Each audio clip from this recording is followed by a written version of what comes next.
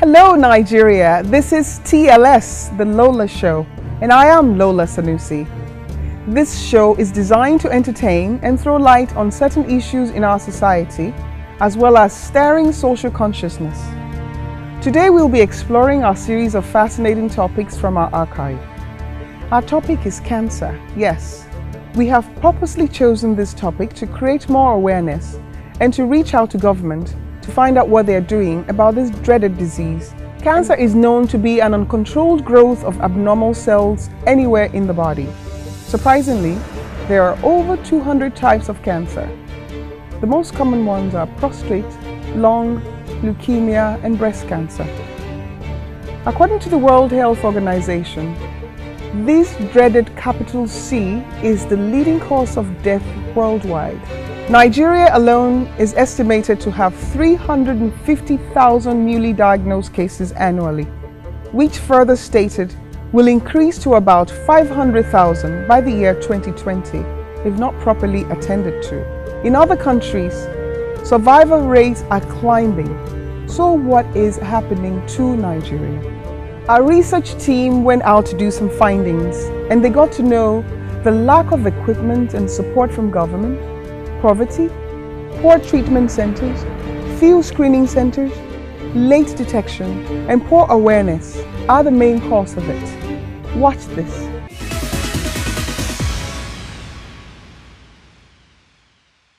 Welcome back. Today, our first guest is a woman who is an inspiration.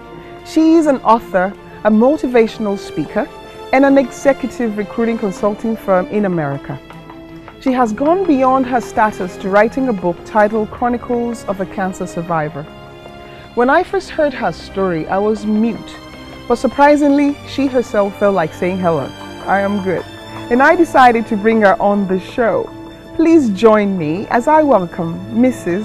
Lola Fortune. Hello, how are you? Hello, Lola. Thank you for bringing me on this show. Thank you. Thanks for coming all the way from America to Nigeria to spread the good news. Yes. We're so happy to have you. Thank you. She's a mother of 6 precious children. Adeyinka, who's 30, Adeola, 26, Adedoyin is 24, Charlie, 19, Hannah is 10, and Adebola, 18.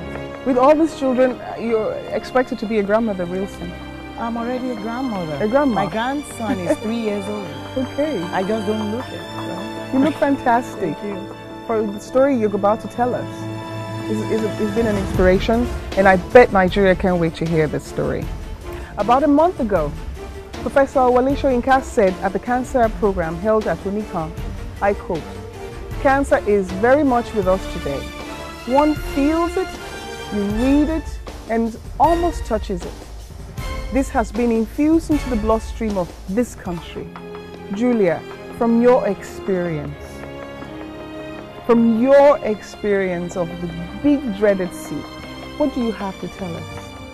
Well, cancer is a personal disease. Each person is going to react to cancer differently. Cancer is a disease that takes you and can make you or break you, can take your soul. Cancer is a disease that can give you all sorts of emotions, even emotions that you never for once thought you could exhibit in your life. And I went through all these emotions. So when Professor Shoyinka said what he said, he's right. Cancer is an epidemic in Nigeria. And I would say it's not only 300,000 plus people dying of cancer in Nigeria. We're talking well over 400,000 plus dying of breast cancer, in Nigeria. Yeah, just breast cancer. That's just not breast all cancer. cancers. We're talking breast cancer now. In Ibadan alone, you had 87,000 plus last year. You were here just about a few weeks ago. Yes. On a crusade, actually, matter of fact. Yes. Telling Nigeria and telling the world how to fight this dreaded C. You take us back to the first day you were diagnosed, the first day you were in the hospital at your doctor's office, and you were told that there was this most feared disease as be part of your life. Well, I was in denial. That's what I would say. And any other cancer patient, we always experience that. You didn't die before the test came about? I didn't die, but I didn't. The result of the test. I kind of feel that the result that I'm going to get from the doctor that's going to do the analysis of the calcium is going to come back as, you know, you are okay. Negative. That is not a malignant cancer, but the cancer is benign. That was what I was expecting, and so I didn't. I continued to live my life until they told me that we have to come to the hospital. We want to see you. So I drove myself to the hospital. When I got to the hospital, I was afraid to get out of the car. I sat in that car for more than 20 minutes. I was afraid because I thought, do I really want to go know if I had cancer or not? Even though my doctor said, well, you have to go in for the result of the lumpectomy, right? So I finally went in. And you had to go to the hospital by yourself? Yes, you have to go see the doctor. By yourself? That was why I was even more scared, because the doctor looked at me and said, did anyone come with you? Did you drive yourself to the hospital? See, that's like a kind of giveaway. Why are you asking me if somebody drove me to the hospital? Does it mean that you're going to give me a bad news or what? So I immediately said, doctor, you know, I don't want to die. I have four children then. I wasn't married. I had 4 children. And I want to be around to witness them graduate from colleges, to witness them get married. I want to witness the birth of my grandchildren. So I don't want to die. The doctor said, okay, just calm down. You're not going to die. Really? Yeah, cancer is not a death sentence. Your story has been so emotional and an eye-opener.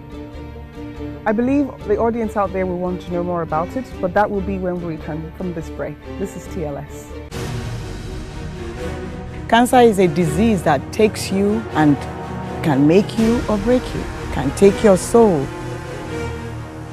Cancer is a disease that can give you all sorts of emotions. People dying of cancer in Nigeria, we're talking well over 400,000 plus. I was in denial. You are what you eat. I went around recently and I saw the way Nigerians eat. Rice in the afternoon, fufu at night. Nigeria is rich with fruits. Nigeria is rich with vegetables. Vegetable oil is the worst oil. We will be right back. This is my story.